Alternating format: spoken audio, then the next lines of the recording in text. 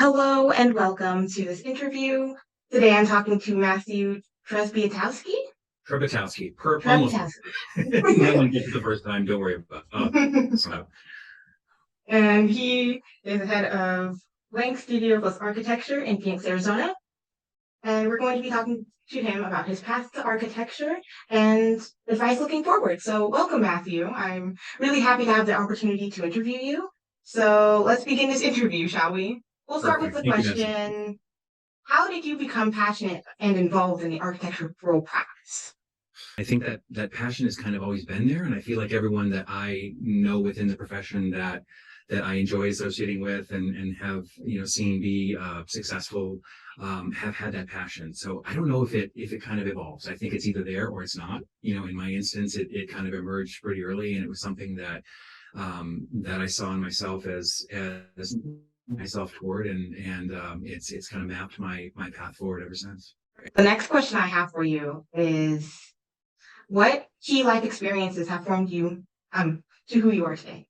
The most critical kind of life experience is just where my life and upbringing began. I didn't grow up near kind of traditional architecture. I grew up in a dairy farm in the middle of rural Wisconsin, so I didn't really have the kind of exposure one might think in architecture devotee would have. But what that experience taught me, at least, was a couple key things. One was about sort of understanding what the cycles of nature are, and what the kind of connection between human beings and the natural world are. And it's something that never really leaves you. So I think I brought that forward kind of in my architectural practice. But also it's sort of an understanding of authenticity and the reality and practicality of things. The next question I have for you is what are your core values and how are they reflected in your practice? I think I can distill down to three of them. I've got an interest in authenticity, which I've just mentioned,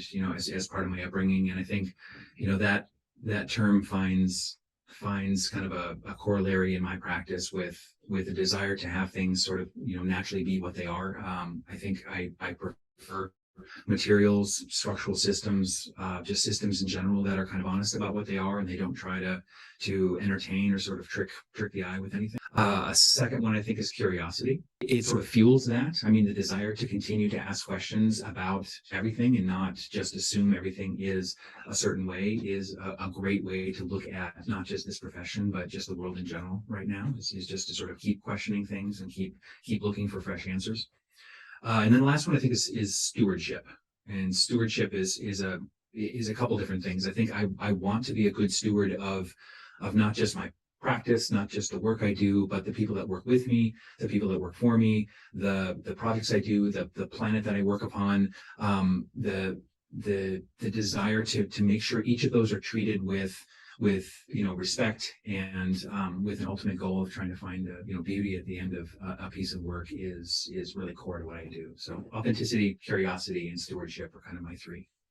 So the next question I have for you, or the fourth one, is what is your design process?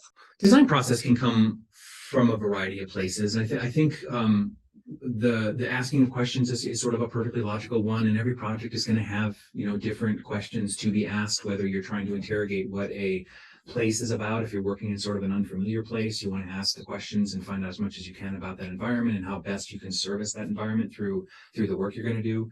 You want to ask questions to your end users. It's just, again, about that kind of curiosity and being inquisitive.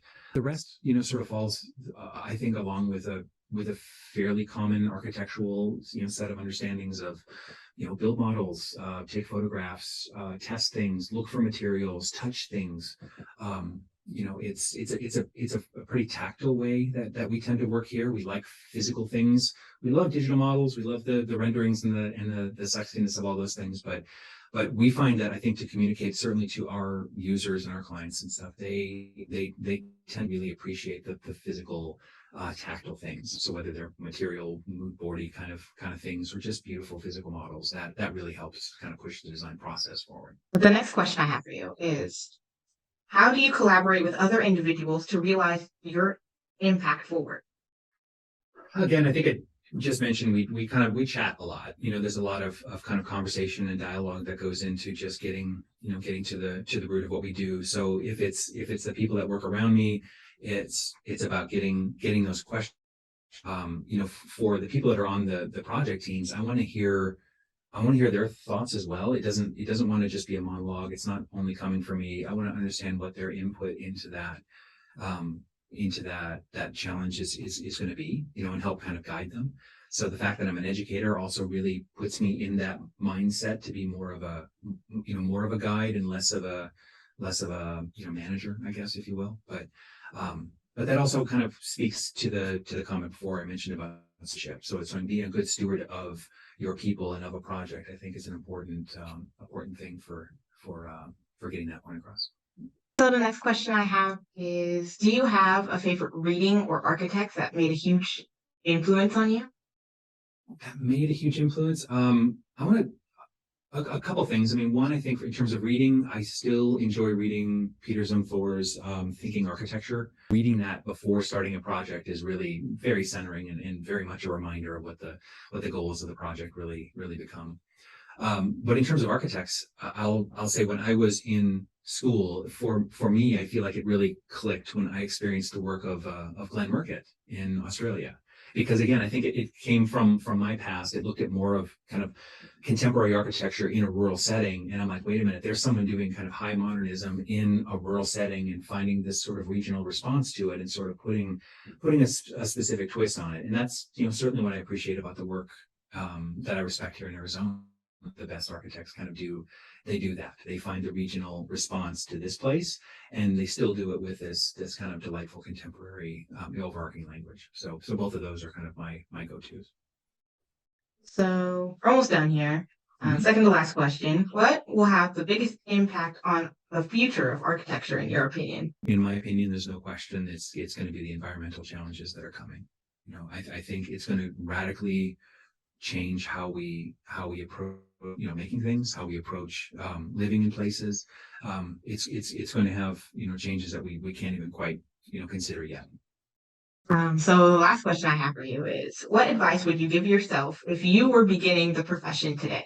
Go try to find as many variable experiences as you can, in the profession, adjacent to the profession, whatever you need to do. But most of all, try to understand who you are and what you are going to thrive in and where you think you belong, and go test that and see if it's a good fit for you. Well, thank you so much for your time, Matthew. I know I've learned a lot from what you just shared with us today. So this was Matthew Trzebiatowski. Trzebiatowski, head of Blank Studio Plus Architecture in Phoenix, Arizona. His website will be linked in the description below. Matthew, I hope you have a great rest of your day. You as well, Madison. Thanks so much.